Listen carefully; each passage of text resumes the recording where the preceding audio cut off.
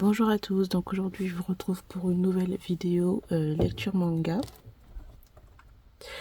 Alors j'ai lu donc le tome 1 de Mars de Fuyumi Soroyo. Alors ça c'est une relecture puisque j'avais déjà lu depuis un siècle cette histoire et j'avais complètement oublié que c'était quand même pas mal violent quoi hein. Donc bien sûr j'avais regardé le drama taïwanais qui était super bien, mais je ne sais pas si je le regarde maintenant, ça sera exactement la même chose hein, mais bon bref. Donc il y avait un petit marque-page aussi, voilà. Donc en gros c'est l'histoire de ces deux personnages là. Elle qui est un peu, elle a pas d'amis, elle est un peu dans son coin et elle se fait pas mal harceler. Nous avons ce personnage-là qui est assez populaire, mais qui a un comportement assez, j'ai envie de dire vraiment violent et suicidaire. C'est un personnage aussi qui fait de la moto, même si les deux personnages ont 16 ans, quoi, en gros, je crois. Et bon, nous allons voir la rencontre de ces deux-là. J'avais oublié qu'il y avait une grosse partie de ce manga-là qui parle aussi d'art, puisque elle dessine, elle peint magnifiquement bien. Et on a aussi le personnage de... Comment il s'appelle encore ce personnage? Du dieu, non, de Mars, Mars, le dieu de la guerre. Voilà. J'ai adoré lire ça, mais j'avais complètement oublié qu'il y avait vraiment un côté bien violent, bien psychologique. Et comme je le disais, ce personnage un peu suicidaire. Donc voilà. J'adore. J'ai très hâte de m'acheter le tome 2. Par contre, pour l'édition, bon, ils ont refait une réédition et tout. C'est joli, etc. Mais j'ai trouvé que, par exemple, là, voilà. Je trouve qu'ils auraient pu quand même un peu décaler les pages parce que il faut que tu appuies un peu plus pour regarder, lire un peu les bulles qui sont entre eux. Et ça, je trouve ça hyper dommage pour une réédition genre collector parfaite ou je sais pas quoi. Donc voilà, hâte de lire le deuxième tome. J'ai lu ensuite le troisième tome de la série Grand Master of Demonic Cultivation de Modaozumi. Non, c'est pas Modaozumi, c'est Modaozumi, c'est ça. Mais c'est de Mo Xiong Tong Su. MXTX. On va quand même dire MXTX. Troisième tome là, on va aller, on continue encore le passé, dans l'histoire du passé de ces deux personnages là, et on revient dans le présent, où en fait ce personnage là va être démasqué. Voilà, toujours aussi beau. I like it. Cette série, elle est vraiment... J'adore, j'aime trop. Le tome 4 va sortir, je crois, en décembre. Voilà. Et puis, comme je l'avais dit dans une vidéo précédente, nous allons avoir enfin en 2024 la version en français. Donc, j'achèterai parce que j'ai déjà fait ma précommande Ulule. Et j'ai trop hâte de la voir, de relire, puisque franchement, je trouve que c'est une histoire que tu peux lire plusieurs fois.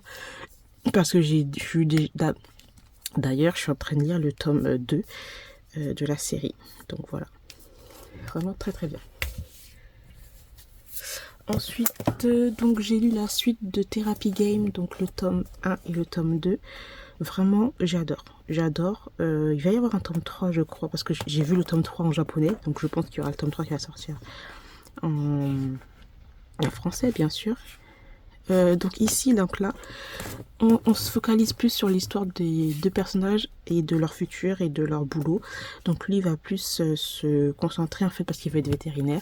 Donc il va vraiment se concentrer sur ça. En plus, je crois qu'il va un petit peu déménager. Et puis nous avons ce personnage-là aussi qui est, même si on a l'impression qu'il est très confiant, en fin de compte, pas du tout. Il a vraiment un gros manque de confiance et ça le blesse beaucoup par rapport à son passé. Et lui qui se cherche entre guillemets un petit peu aussi par rapport professionnellement parlant. Donc voilà, ensuite tout ça, on a un personnage aussi qui arrive, alors je crois que c'est dans le tome 2. Faut que il est pas mal, il est trop beau. Faut que je le cherche, là, il est où? Ah là, il est beaucoup trop stylé ce personnage.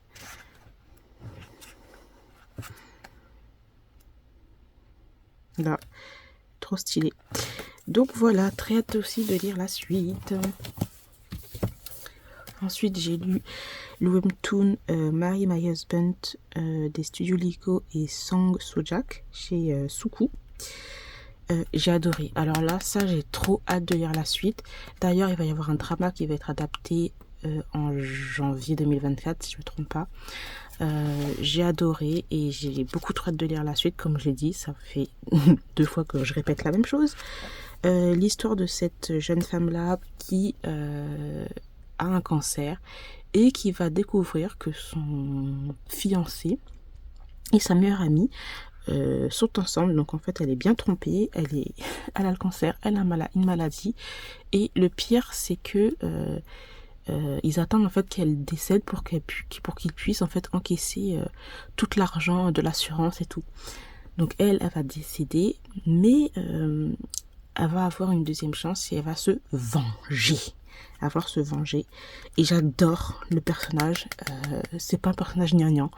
Alors là, elle va essayer de tout faire, parce qu'en fait elle va se retrouver 10 ans avant, je crois, et elle va essayer de tout faire pour changer le futur et tout. Et c'est beaucoup trop bien. Le développement de ce personnage, en tout cas dans ce premier tome là, est excellent.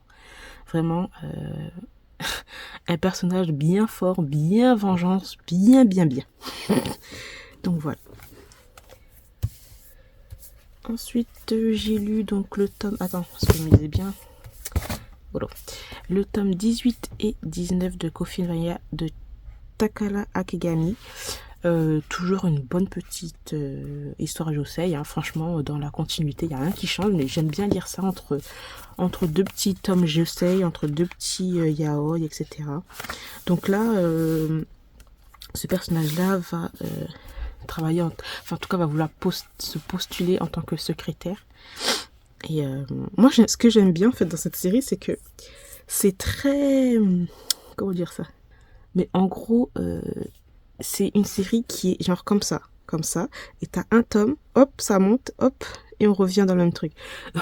Parce qu'en fait dans un seul tome il va se passer quelque chose et ça va se résoudre dans le même tome. Donc c'est ce que j'adore. On reste pas focalisé sur les trucs, mais j'aime bien parce que l'auteur au moins elle essaye un petit peu de pimenter le truc, voilà, des petites péripéties qui se passent et tout, donc c'est pas mal, j'aime bien. Ensuite, j'ai lu donc Rose and Champagne, l'œuvre originale de Zig et les dessins de Tungei. Alors, chez KBL, j'attendais cette histoire, j'attendais en tout cas cette sortie. Pour dire la vérité, c'est l'une des 2 sorties qui me le plaisait entre guillemets le moins. Et c'est vrai que même dans l'histoire et les dessins, j'ai bien aimé, mais ça n'a pas été un coup de cœur. Parce que les dessins, j'ai pas trop aimé.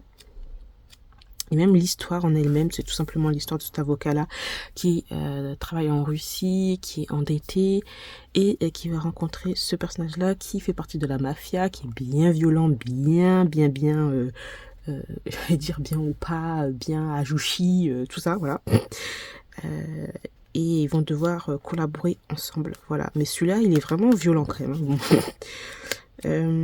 Voilà, j'aimerais lire le 2e tome, mais c'est vrai que c'est pas mon préféré, c'est pas un coup de cœur. Hop.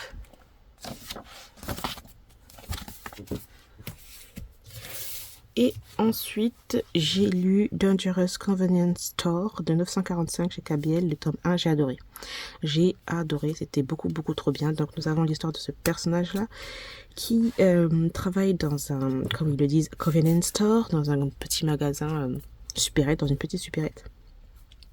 Et dans un quartier très louche où il n'y a que des gangsters en fait. Voilà. Et il va rencontrer ce personnage-là qui fait partie aussi de la catégorie gangster, genre.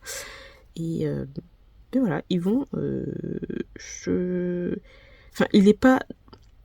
De premier abord, en fait, il t'as pas l'impression qu'il est très approchable, genre des fois t'as l'impression qu'il écoute pas et tout, tu lui parles, t'as l'impression qu'il écoute pas, il te coupe la parole et tout, mais en fin de compte il écoute très bien ce que les gens disent. Et nous avons ce personnage là en fait il est étudiant, toujours endetté, j'ai l'impression qu'en Corée les étudiants sont toujours endettés, bref. Moi je dis en Corée, en France aussi, hein, bref. Et donc endetté et qui travaille en fait pas mal pour lui et tout. Et ce personnage là est amoureux d'un de ses amis, mais cet ami là est aussi bizarre, je trouve. Il a un comportement pas très net, et lui en fait il va le défendre, l'écouter. C'est la dernière personne à qui vous pouvez faire confiance et se reposer, alors qu'en même temps c'est lui. Et voilà, donc on va suivre tout ça. Et puis j'ai adoré, les dessins sont trop beaux. J'aime trop le caractère. Le caractère de ce personnage là. J'aime trop, j'aime trop. Donc voilà. Hâte de lire le tome 2. Je crois que ça se termine en 2 tomes. Je suis pas trop sûre. Et là. Et les résumés, je suis pas très forte en résumé, donc je fais des résumés un peu à la vite fait, hein. Voilà. Hâte de lire la suite. Donc voilà, j'ai terminé pour mon petit lecture manga. J'espère que cette vidéo vous aura plu. Je vous remercie de l'avoir regardé. Je vous retrouve très bientôt. Bye bye.